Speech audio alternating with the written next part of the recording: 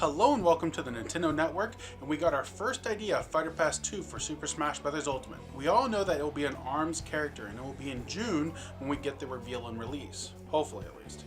This leaves things pretty open with a total of 15 fighters, 14 if you count Springtron as a pseudo clone of Springman, which I do.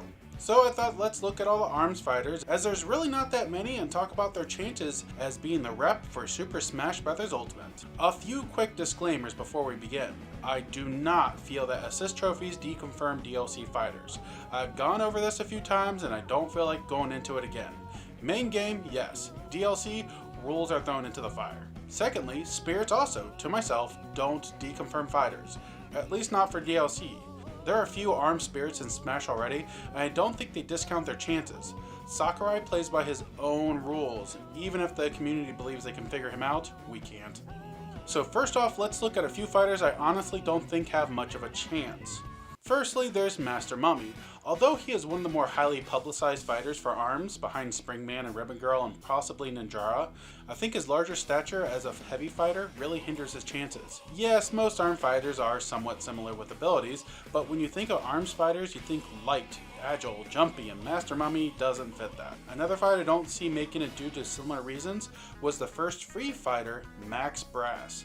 He is bulky and big, although his boastfulness could translate well. Plus, his ability to increase the size of his upper body after some successful moves to help temporarily charge punches could have translated well into some fun abilities, but I'm doubtful at the head of the ARMS League being our representative for Smash. Next up, I unfortunately don't see Bite and Bark making the roster.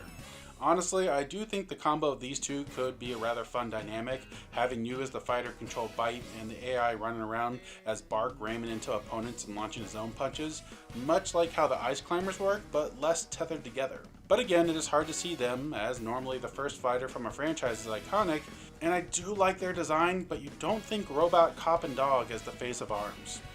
Going along the lines of Master Mummy and Max Brass, Mechanica is a large bulky mech, although she can move decently enough. I do love her character and her story of a girl who wants nothing more than to be in the ARMS League, but her will and determination at the age of 15 led her to build the mech that she uses to compete in the tournament. You can't not love her, but I don't see her as the fighter in Smash Ultimate. Dr. Coil will just not be in Smash as a fighter. Dr. Coil suffers from pretty much no one really knowing who she is outside being a fan because she was the last DLC fighter, but was pretty important to the plot, creating Helix and Headlock.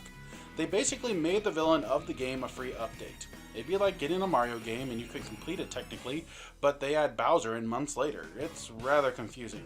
I already went over my thoughts on how ARMS kinda got the Raw deal when it was released, so I won't go too deep into it. But without much recognition, I don't see Dr. Coil being the face that represents ARMS in Smash Ultimate.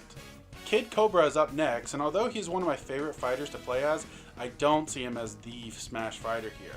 In the world of ARMS, he is a different-ish character, and his home stage basically allows you to play a game of Beyblade, but he is just another character that would be fun, but hard to see as the fighter in Smash. Now that we have eliminated the fighters I don't think would ever make it in, here are some mid-level choices, in my opinion, that could make it in, but probably won't: Misanago, Lollipop, and Helix. Nothing against these fighters, but alone I don't see them as the fighter in Smash. Although apparently the ARMS developers now know that Americans have a fear of clowns thanks to Lollipop, and he has found our weaknesses, and that terrifies me just a little bit. But let's dive into the last batch that could be the ARMS representative for Smash Ultimate. Springman is the obvious choice. He, along with Ribbon Girl, represent the face of ARMS. That sentence sounded weird saying out loud. Even if you're unfamiliar with the series and know of ARMS, you know his face probably. As I mentioned before, I don't think him as an assist trophy or spirit discounts him. The thing is, I see him as too obvious of a choice. Remember, the person I most medium suspect.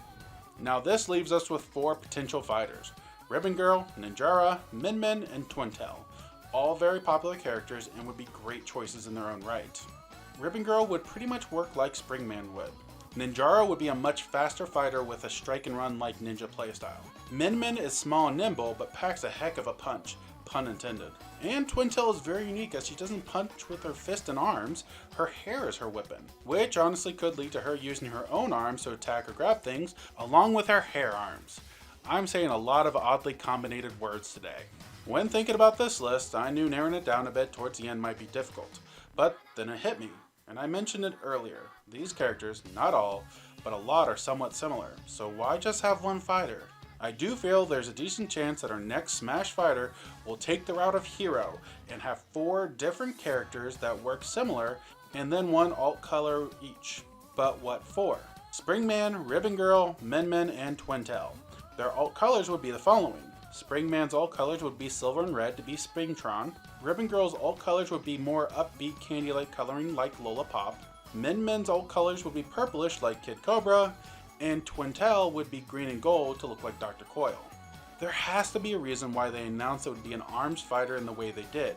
They wanted to tease us with speculation, and then when the reveal comes, they show off the fighters and reveal that these 4 are together. This is an amazing way to represent the franchise, and although I know people are upset we don't know more, but admit it, we love to speculate. It nourishes us, it keeps us alive. So I do feel this is a strong chance. Regardless of the fighter that makes in this Smash, it is well deserved. Even though ARMS was placed in between Mario Kart 8 and Splatoon 2, it still sold over 2 million copies and is an amazing game. Seriously, break it out at a party and see how well it goes over. I'm happy the game is getting the proper attention again, a representative in Smash Ultimate, and hopefully it will help pave the way for more ARMS games and content in the near future. Thank you for joining me here at the Nintendo Network. What ARMS fighter do you want to see come to Super Smash Bros. Ultimate? Let me know in the comments below. If you like this, make sure to hit that like button, subscribe, join the Discord, and consider helping out on Patreon. As always, this is the Nintendo Network signing off.